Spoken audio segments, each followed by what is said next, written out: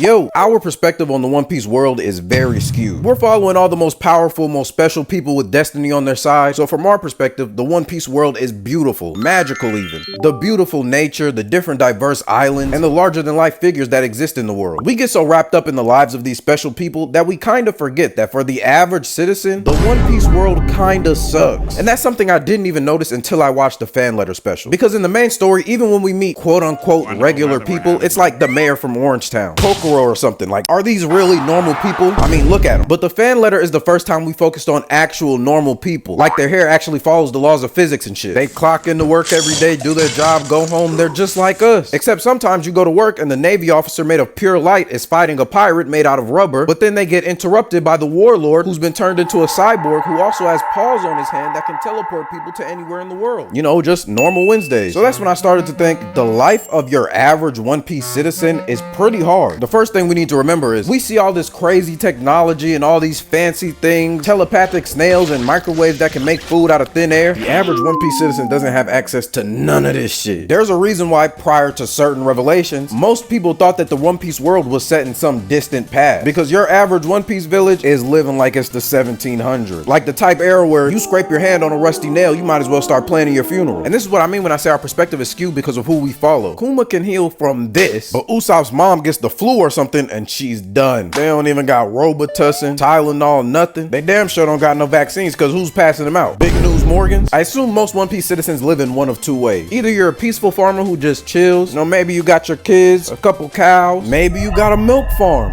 Or you're living in a place like the Great Terminal. Then you're hoed. We all remember how fucked up the Great Terminal was. Little ass kids getting extorted by pirates. It was cool because it's Luffy, Ace, and Sabo, but imagine this happening to regular kids that aren't freaks of nature. And there's nothing you can do. There's the central world government, but island to island, people can essentially just do whatever they want. There was no Great Terminal police force. Clearly there's not, because they're letting 8-year-olds run around robbing people. Then they got mountain bandits living over here and pirates living over here. This would be bad enough in a regular world. But in the One Piece world, there are random superpowered pirates that could sail onto your island at any time and just take that bitch over. Like, imagine that. How could you ever live peacefully? Matter of fact, we don't even have to imagine it. Kokoyashi Village. Chill ass town. People was there living normal lives. They was pretty broke. Again, don't let none of y'all scrape your hand on a rusty nail. But they were living all right. They was happy. But because one stupid fat ass fishman wanted to let his brother roam the streets unchecked, now I gotta pay taxes to pirates. How insane is that? At any point, a pirate could just pull up on your island and start his own little mini government. And nobody's gonna come and try to stop him. Well, actually, sometimes, every once in a while, people are gonna come and try to help, but those people are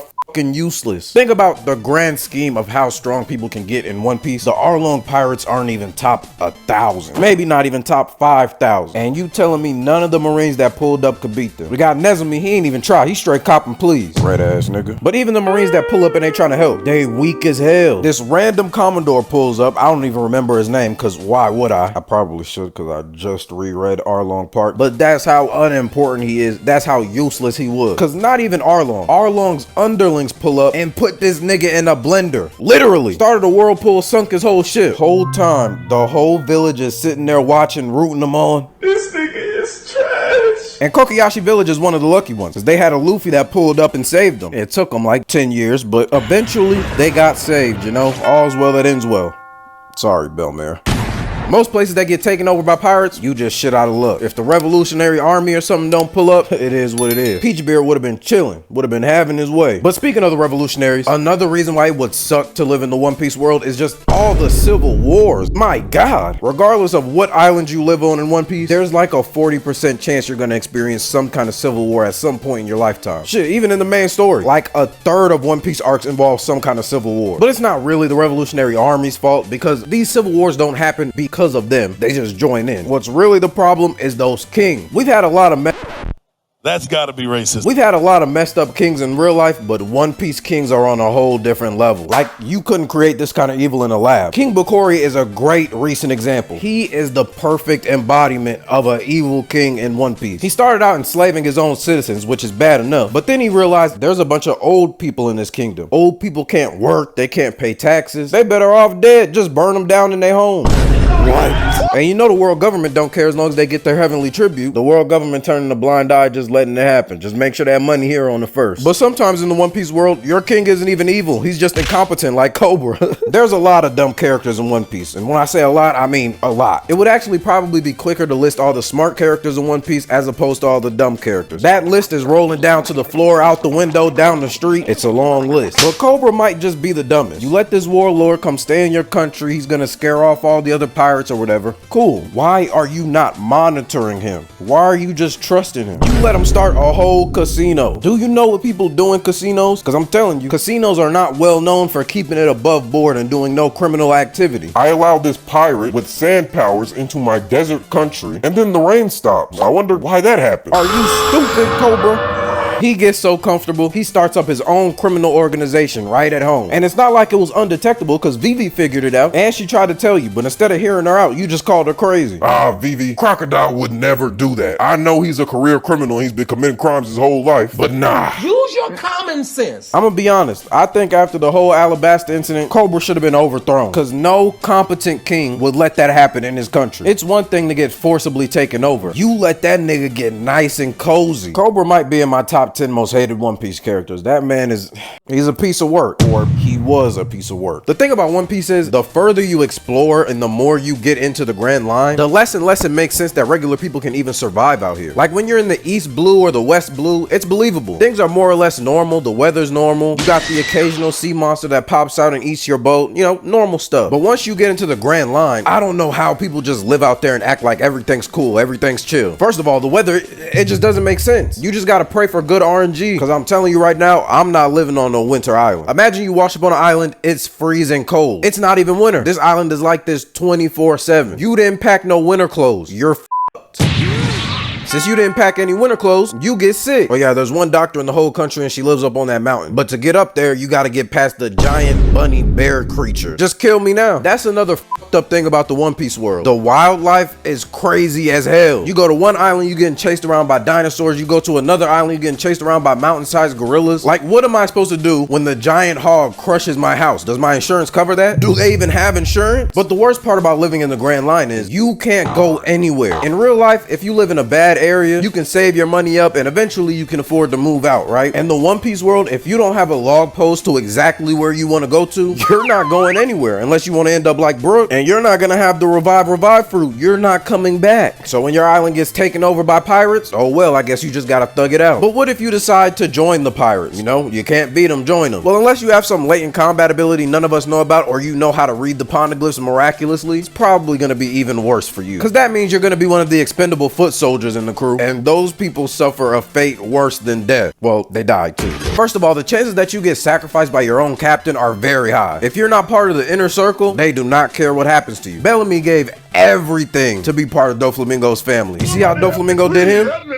And chances are you're gonna be even more useless than Bellamy. So what do you think they're gonna do to you? And that's on the milder end. Don't be in Big Mom's crew. She'll eat your ass, and not in the good way. I don't know whose crew is worse to be in, Big Mom's or Kaido's. Because again, Big Mom, she'll eat you. Let's not forget that. She's not even gonna chew or anything, just swallow you whole. But Kaido though, one day he just in a bad mood, he get drunk, he pop out and blast breath your whole platoon. Wiped all of you out. Kaido's crew is probably the worst just because of the whole might makes right ideology. There's no ethics or logic to anything at all. It's you do whatever the captain says to do, and if you don't, you're catching accountable to the face. Especially if they start trying to get you to eat a smile fruit, man. Hell no. Smile fruits might just be one of the most evil things in anime history. If you eat a smile fruit and it goes poorly, you're stuck laughing for the rest of your life. That's horrible. But even if it goes well, you're stuck with a bullshit ass power like having a lion coming out of your torso. Who wants that? Who in their right mind wants that power? Or you got like a gorilla for an arm. Not a gorilla arm, a whole gorilla popping out of your arm. Like, this is my reward, huh? I'm loyal to the Beast Pirates and now I'm a freak for the rest of my life. But hey man, Batman, you was fighting with Luffy for a little bit. I might want that power. As a regular pirate in One Piece, you are cannon fodder. And I mean that literally. You're probably gonna die from a cannonball to the face. Well, if you're lucky, you'll just be one of the guys that gets knocked out by Luffy's Conqueror's Haki or something. Imagine you suited up, you ready. We about to go take out the Straw Hat Pirate. You didn't even get to swing your sword one time, just got Control Alt deleted. But by far, the worst part of living in the One Piece world, it's the world government. You already knew it. How could you live knowing that at any point a random celestial dragon could come to your house, say, hey, your kids, they're coming with me. Wait, what do you mean they're coming with you? Those are my kids.